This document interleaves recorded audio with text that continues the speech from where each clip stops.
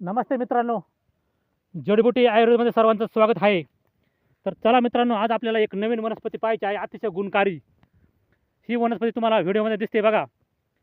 हिला अशा प्रकारचे फुलं आलेले आहेत आता ह्यामध्ये श्रावण महिन्यामध्ये आणि अशा प्रकारची ती पानं असतात बघा. याला फुल स्ट्रॉंग वास असतो तुळशीचा मिळता-जुळता. याच्यामध्ये तेलाचं प्रमाण असतं 0.5%. डिस्टिलेशन प्लॅन्टद्वारे याचं तेल काढलं जातं आणि सर्दी खोकल्यावर अतिशय रामबाण उपयोगी असलेले ही पानं आणि मुतखड्यावर याचे कंद, हे कंदाचा आणि पानाचा उपयोग होतो. तर याला काय म्हणतात, याचं नाव काय आहे, हे जडीबुटी आयुर्वेदमध्ये ह्या जडीबुटी वनस्पतीचं नाव मी तुम्हाला सांगणार आहे आणि याचे फायदे सांगणार आहे. तर शेवटपर्यंत व्हिडिओ बघा, तुम्हाला माहिती पूर्ण कळेल. अशा पद्धतीनं व्हिडिओ संपूर्ण ऐकण्याच्या तयारीत राहा. बघा, तर अशा प्रकारचे मंजिरा टाईप लांब लांब मोठमोठ्या मंजिरा असतात इथून तर इथवर आणि अशा गोल याच्यामध्ये बियाणं पडतं आणि बी सुकल्यानंतर वाळल्यानंतर या अशा पांगतं आणि साईडला रोपे उगतात. अशा प्रकारे रोपं उगतात बघा. बी पांगल्यानंतर अशा प्रकारे ही रोपटी तयार होतात बघा ह्या ठिकाणी. तर याला फुलांनासुद्धा वास असतो आणि या मुळालासुद्धा एक मस्त चहासारखा सुगंध असतो आणि याची चव कडू असते. तुम्हाला या कंद मी खोदून दाखवणार आहे, परंतु त्याच्या अगोदर तुम्हाला मी याची थोडीशी माहिती सांगतो. तर याला काय म्हणतात, आमच्याकडं माईनमुळा म्हणतात. तुम्हाला फक्त मी एक कंद पहिला खोदून दाखवतो. बघा मित्रांनो, आपण याचा कंद खोदूया आता ह्या ठिकाणी. बघा, याला आताची कंद तयार व्हायला सुरुवात झालेली आहे. बघा, ह्या अशा प्रकारे याचा कंद असतो आणि खोडल्यानंतर मोडल्यानंतर बघा हे असा होतो आतमध्ये, अशा प्रकारचं दिसतं आणि याला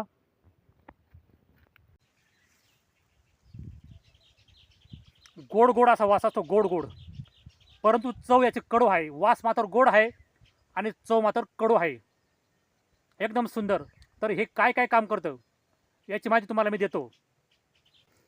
तर चला मित्रांनो, हा जो माईनमुळा आहे याला इंडियन कोलियस इंग्रजीमध्ये नाव आहे आणि ह्या प्लांटला सायंटिफिक भाषेमध्ये म्हणतात प्लेक्ट्रांथस बार्बाटस आणि लॅमेएसी फॅमिलीमधील ही वनस्पती.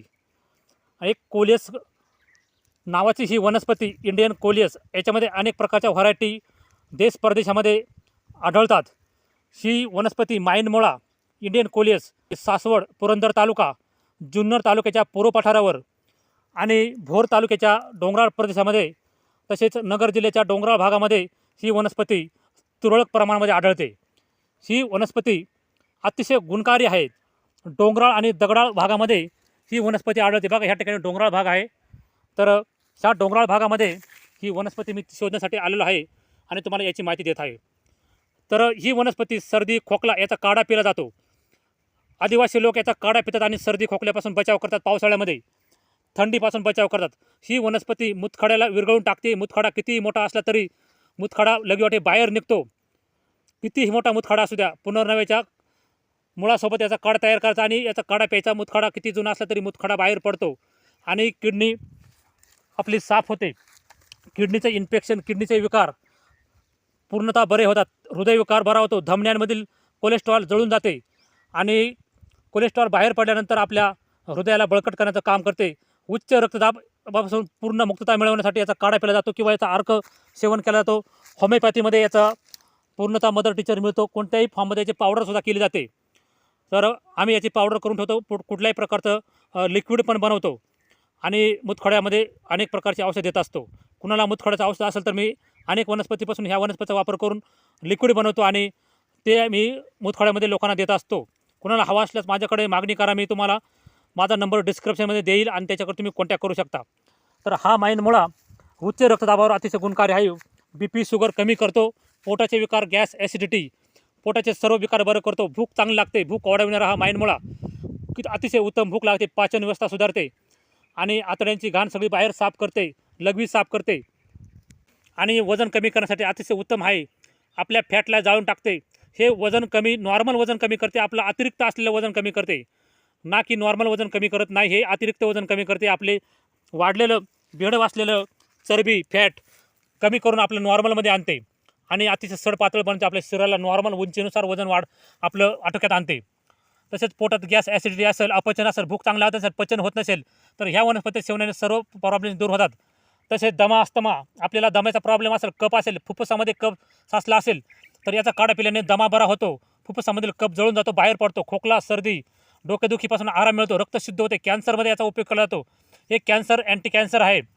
तर रक्त शुद्ध होऊन आपल्या धमन्यांमधील रक्तपुरवठा चालू करते आणि शरीरामध्ये पूर्ण रक्तपुरवठा सुरळीत होते. पूर्ण शरीरामध्ये रक्त वाहू लागते आणि सर्व रक्ताचे क्लॉटिंग अडथळे दूर होतात. पूर्ण रक्त शुद्ध होऊन क्लॉटिंग सगळे बाहेर पडतात आणि पोटाचे विकार दूर होतात. कृमीनाशक आहे.